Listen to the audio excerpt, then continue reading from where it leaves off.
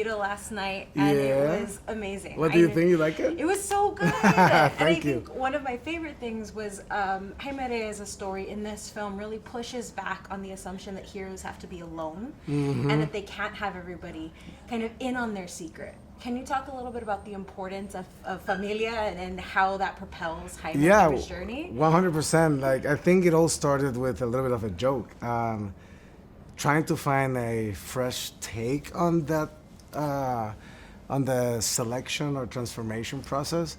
Gareth Alcocer, who's from Querétaro, Mexico, he came up with the phrase that I love, which is like, good luck keeping a secret from a Latina mom. And we were like, so right off the bat, it was like, okay, so the family is in on it. Yes. And like, yeah, because sure, it could be whatever, but at the end of the day, you're still cabezón, right? Yes. We're still gonna bully you, doesn't matter how much world you're saving, right? Like my mom is my biggest bully. So I'm like, we wanted to hone into that fact that the family is there from the beginning. But at the same time, we really wanted to create a film that on itself is a presentation card of Jaime Reyes to the world. It is the first act of a bigger saga. It introduces him to the whole DC universe in a way that you don't have to go back to it. You know where he comes from, you know his family.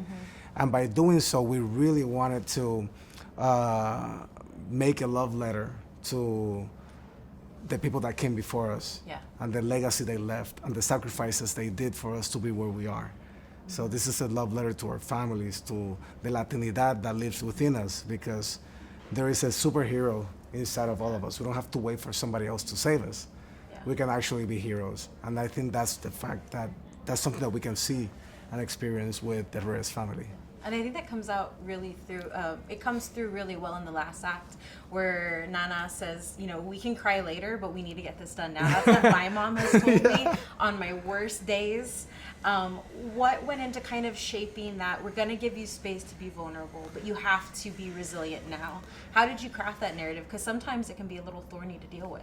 Well, for me, I'm glad you mentioned that. Like, we were literally being just honest. Yeah.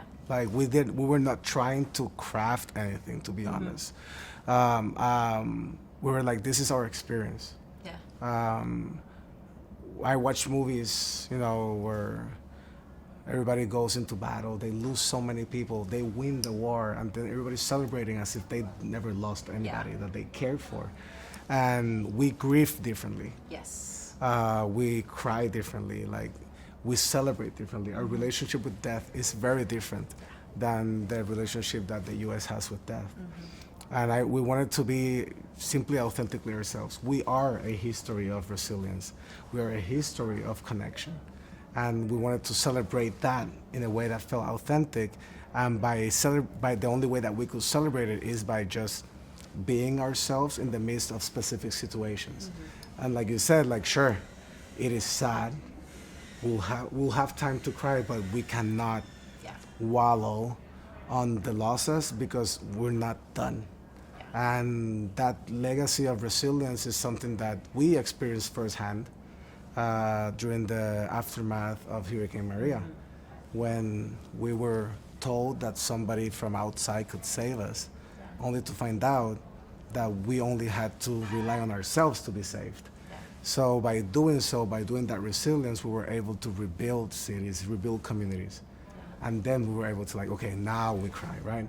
So I think like embracing vulnerability is something that it is a superpower that toxic masculinity tries to like shade away because they consider it weakness. And I disagree, and I want to make a testament with it, you know? Yeah.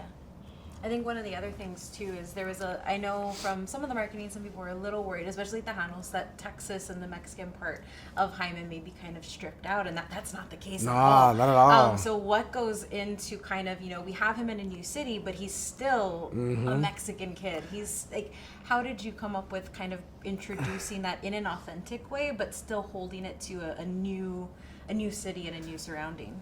I have to give credit a lot to the writer and to the actors themselves. One thing that I think history has taught us, specifically with the Latino community, is that in the U.S., every Latino is an immigrant. Yeah. And they have left their countries, they have left, where they came from.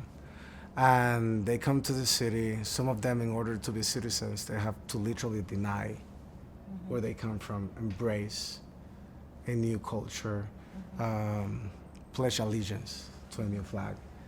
And still, we bring home with us. Yeah. So at first it was like, oh man, how I want to do right by El Paso, because I know what it is like to take something that belongs to you. Yeah. I'm from Puerto Rico. We know what that is. Yeah. But we were like, you know what? But at the end of the day, like my New Yorican family, or like a lot of like Chicano families or people that are immigrated, they take their culture with them. So you might have taken the Reyes out of El Paso, but El Paso stays with them. Yes. So the same thing that speaks to our heritage, right? Yeah. Our Latinidad, they've tried very hard for us to leave it back there, but it's just inevitable. So we wanted to honor that with this film. So I'm glad that you mentioned that, because there's nothing to fear. Part of my rule with DC was like, you tell me how big the explosions are gonna be, as long as you don't mess with our Latinidad. Yes. And they respected that. Awesome. Thank you so much, Angel. Thank you so much. Yes. I appreciate it. That was great.